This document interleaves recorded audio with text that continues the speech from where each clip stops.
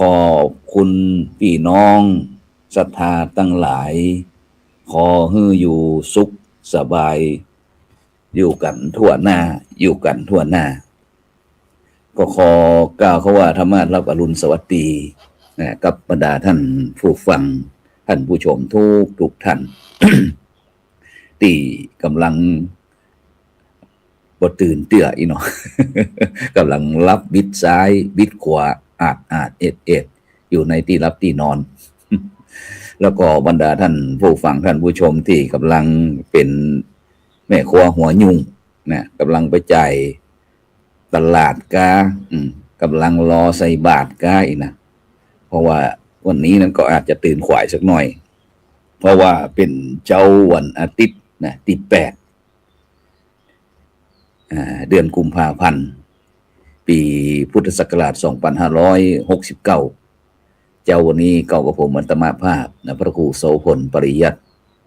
เลขาคณะกรรมการโครงการหมู่บ้านรักษาศีล5นะผู้ช่วยเจ้าอาวาสวัดประสิงห์วรมหาวิหารอำเภอเมืองเชียงใหม่จังหวัดเชียงใหม่นะเลขานุการรองเจ้าคณะจังหวัดเชียงใหม่ฝ่ายเผยแพร่ก็ได้มาปุ๊บมาห้องบรรดาพ่อแม่พี่น้องบรรดาประชาชนคนไทยตั้งหลายได้ตื่นจากการรับการนอนเพราะว่าในวันนี้นะเป็นวันสำคัญของประเทศไทยนะประเทศไทยเขาจะเดินก้าวหน้าหรือว่าถอยหลังหรือว่าอยู่กับที่นะก็อยู่ที่วันนี้นะเพราะว่าวันนี้เป็นวันเลือกตั้งทั่วไปนะวันอาทิตย์ที่8กุมภาพันธ์2569นะที่ถูกขนานนามว่าเป็นการเลือกตั้ง3ใบบ่ได้เป็นเพียงการแข่งขันชิง500ที่นั่งในสภาผู้แทนราษฎรต่ออันนะแต่ยังเป็นจุดตัดสำคัญของความสัมพันธ์ระหว่างรัฐ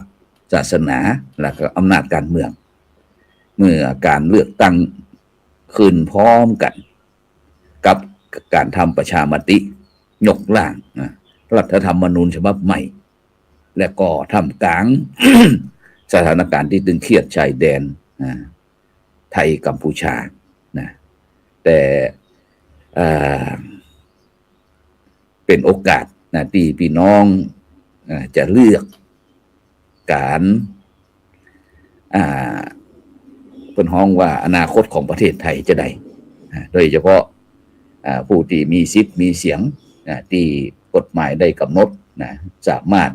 ลงคะแนนได้นะส่วน พลเมืองกึ่งใบ อย่างพระครูโสพลนี่ก็กฎหมายไทยก็ตัดสิทธิ์เลือกตั้งมายาวนาน60 ปีวันนี้ก็บอกเคยเลือกตั้งนะได้หดได้ด้วยเหตุผลที่ว่าอันประสงค์องค์เจ้าคนนี้นะเป็นปูชนียบุคคลเหนือความขัดแย้งแต่ในทางปฏิบัติบรรดาท่านผู้ฟังทั้งหลายนะรัฐกับใจอำนาจผ่านกฎหมายของมหาเถรสมาคมพ่องนะ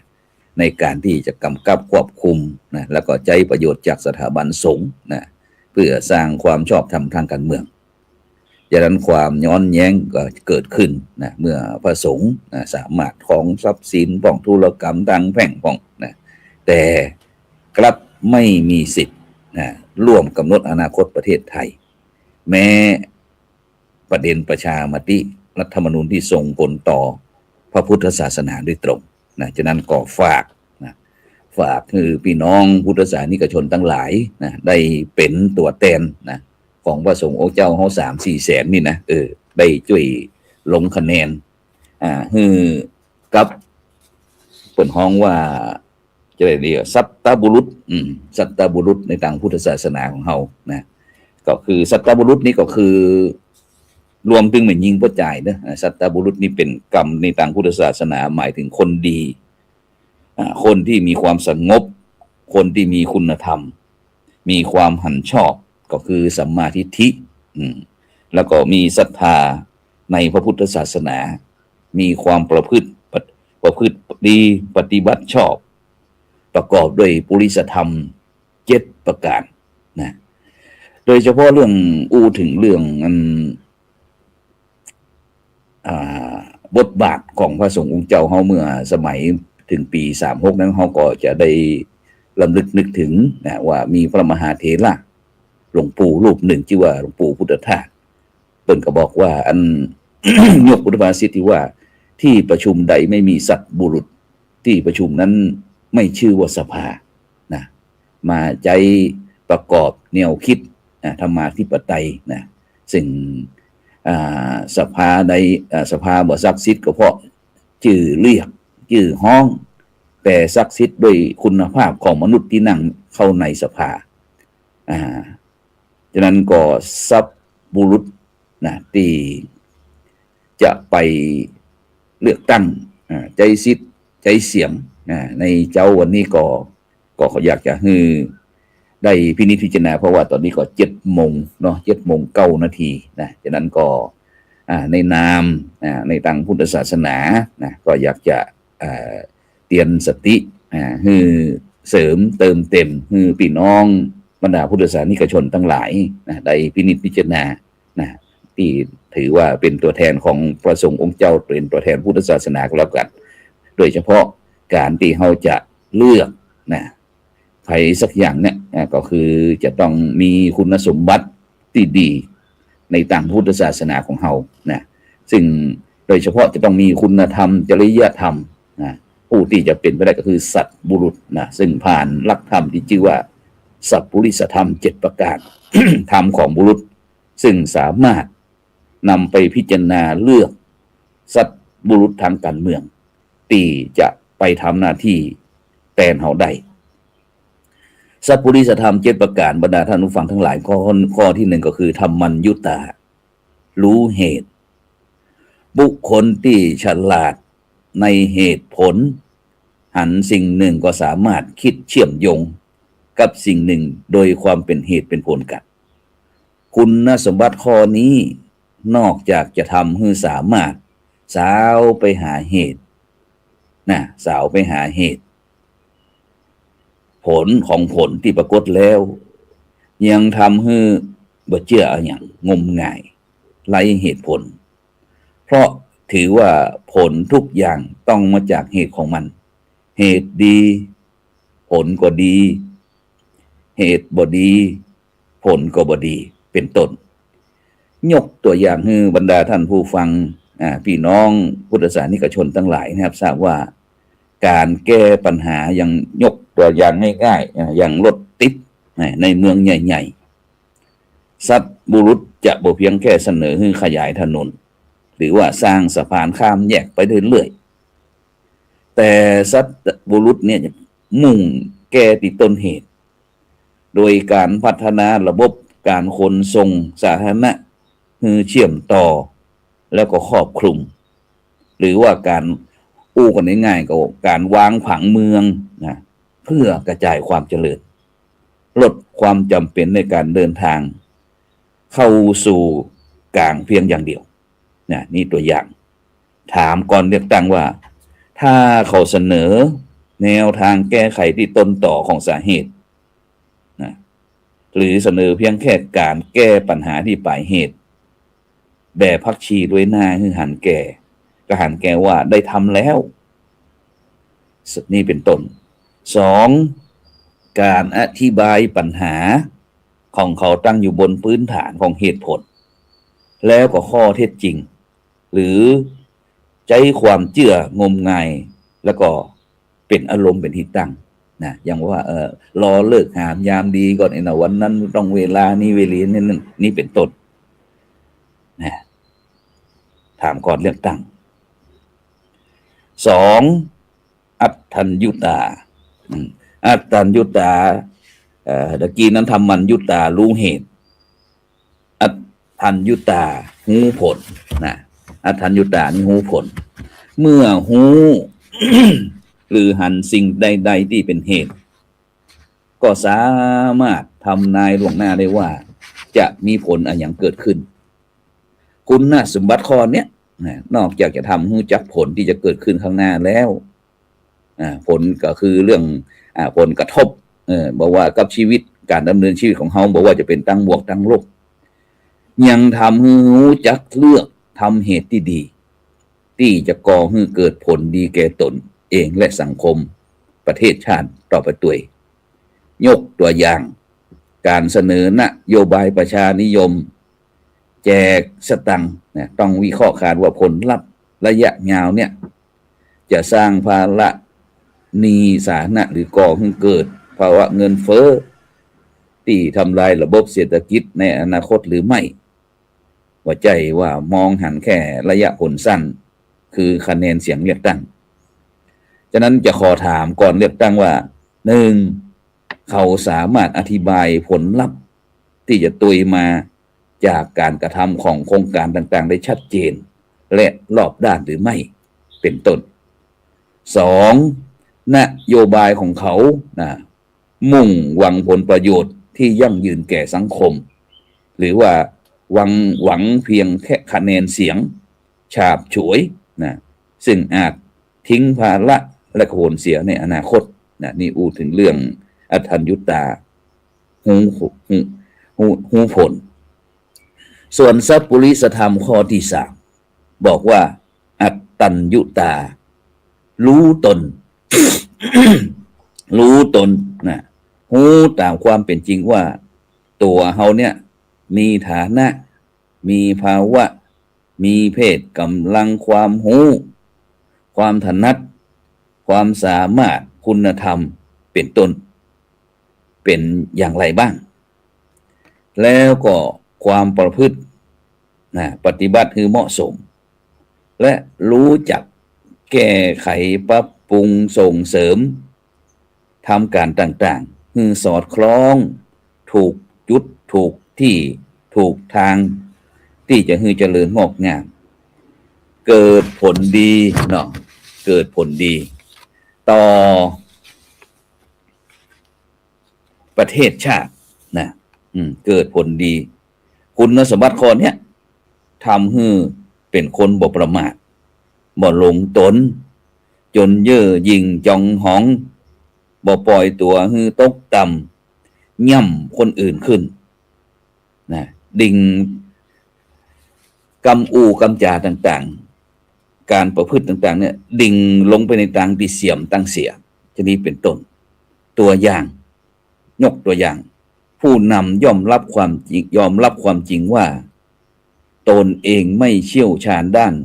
เทคโนโลยีกาหรือว่าเศรษฐกิจยุคใหม่กาจึงบอกอวดหูสั่งการแบบผิดแต่เลือกที่จะเจอนักวิชาการผู้ที่มีผู้เชี่ยวชาญมีความรู้ตัวจริงมาเป็นที่ปรึกษาแล้วก็พร้อมรับฟังความหันต่างเพื่อปรับปรุงในการทำงานถามก่อนเลือกหนึ่งเขามีความถ่อมตนยอมรับคำวิจารณ์ยอมรับฟังคำวิจารณ์เพื่อนำมาปรับปรุงตนเองหรือว่ามีความหลงตัวเอง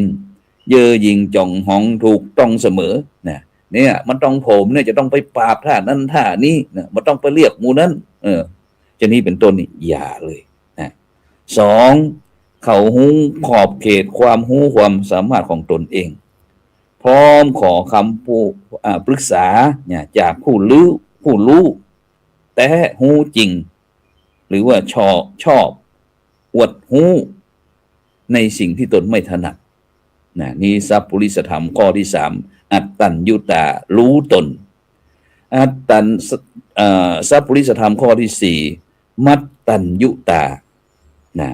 รู้ประมาณรู้จักพอประมาณรู้จักพอดีในการบริโภครู้จักประมาณในการใช้จ่ายทรัพย์รู้จักความพอเหมาะพอดีในการการจาในการปฏิบัติแล้วก็ในการทำงานต่างๆโดยใจความรู้จักตนที่กล่าวแล้วมาเป็นกฎเป็นเกณฑ์พินิจพิจารณาหืมพอเหมาะพอดีสมควรกับฐานะภาวะเป็นต้นคุณสมบัติข้อเนี้ยบรรดาท่านผู้ฟังทั้งหลายคุณสมบัติข้อนี้ทำให้รู้จักบริหารชีวิตบริหารงานที่ตนรับผิดชอบคือเกิดผลดีเป็นประโยชน์ทั้งต่อตนเองและส่วนรวมประเทศชาติสังคมประเทศชาติได้ อย่างแน่นอนนี้เป็น ธรรมข้อที่สี่ของสัพพุริสธรรม7ประการก็คือมัตตัญญุตารู้จักประมาณยกตัวอย่างการทำงบประมาณแผ่นดินนะที่เน้นความคุ้มค่าบอกกูนี่จะเกินตัวนะเพื่อสร้างโครงการก่อสร้างหรูหราเกินความจำเป็นอย่างรัฐสภาเนี่ยบรรดาท่านผู้ฟังทั้งหลายประตันในใจเดี๋ยวโอ้งบประมาณจะซ่อมให้เหมาะมันไม่ใช่ปัน2 ปันบรรดาท่านผู้ฟังทั้งหลายก็100 ล้านปันล้านดุ10,000 ล้าน100,000 ล้านเนี่ยซ่อมกันนะโอ้นะฉะนั้นหรือว่าการอภิปรายในสภาเนี่ยหูจักประมาณในการใจต้อยคำบ่ใจเวลาสภาอันมีกล้านะไปด่าท้อเสียดสีสร้างวาทกรรมพี่น้องประชาชนเกลียดจังกัดนะถามก่อนเลือก1เขามีประวัติการใจงบประมาณหรือว่าทรัพยากรอย่างคุ้มค่าพอเพียงหรือว่ามีพฤติกรรมฟุ่มเฟือยสุรุ่ยสุร่ายเกินความจำเป็นนะไปจัดงานนั้นงานนี้400 ล้าน4,000 ล้านอย่างต่างๆนี่มันอิ่มบ่ได้นะ2การอภิปรายนะการสื่อสารของเขามีเนื้อหาสาระที่พอเหมาะหรือว่าเน้นแต่การใจโวหารและกำอู้เสียดสีที่เกินขอบเขตเอาดีใส่ตัวเอาชั่วของคนอื่นชนิดเป็นต้นนี่อย่าฉะนั้นทำสัพพุริสธรรมข้อที่5กาลัญยุตารู้การ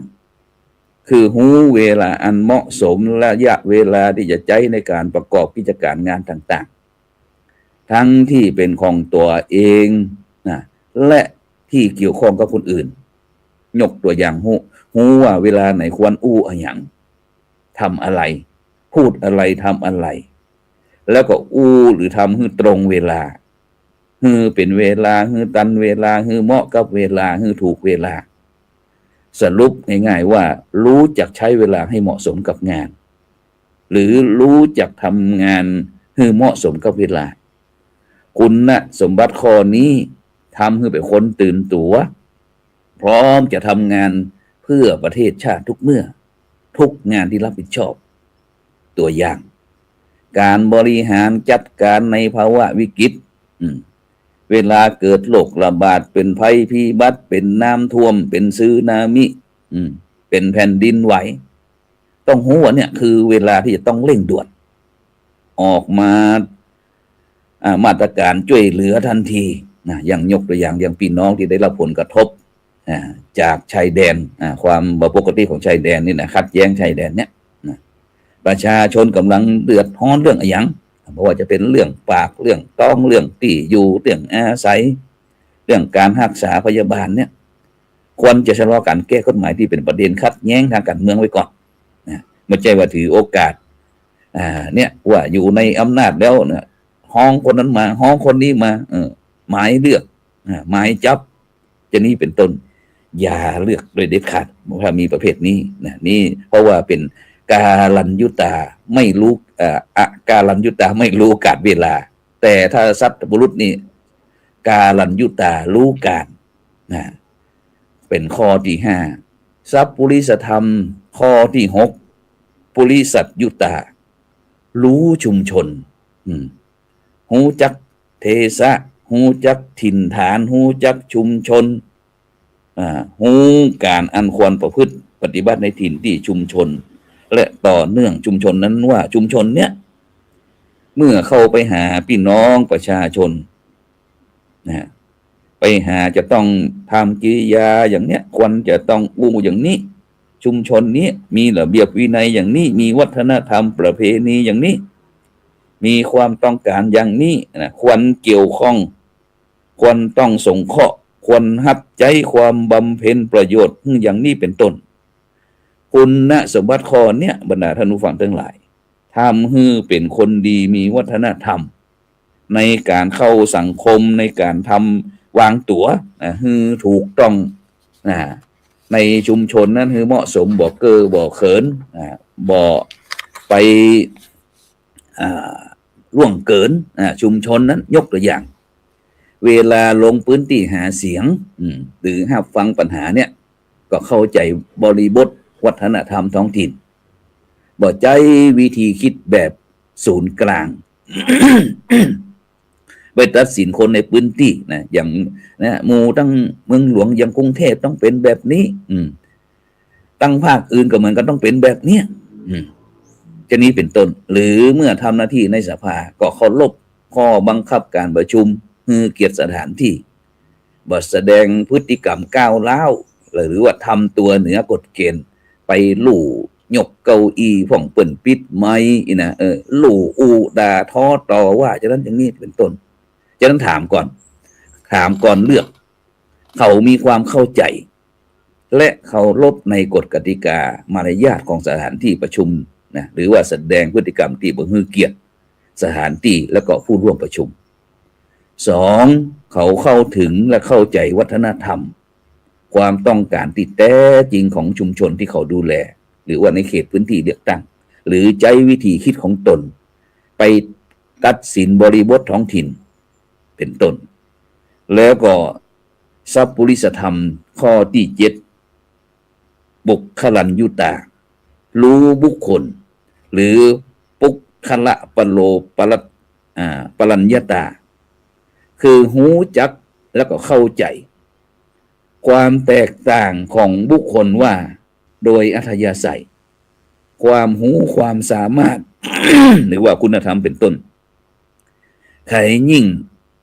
หรือว่าย่อนกว่ากันจะได้คนไหนเป็นคนดีคนไหนเป็นคนเลวหูจักที่จะปฏิบัติต่อบุคคลนั้นว่าควรจะคบหรือไม่ได้คติอะไรอย่างจากความสัมพันธ์เกี่ยวข้องจะใจจะยกย่องจะตำหนิหรือจะแนะจะนำสั่งสอนอย่างไรจึงจะได้ผลดีดังนี้เป็นต้นคุณสมบัติข้อนี้ทำให้รู้จักเลือกคบเพื่อนได้นะรู้จักคบเพื่อนได้อย่างถูกต้องแล้วก็รู้จักใจคนได้ถูกกับงานหรือใจงานให้ถูกกับคนเป็นต้นยกตัวอย่างบอกว่าจะเป็นการแต่งตั้งโยกย้ายข้าราชการ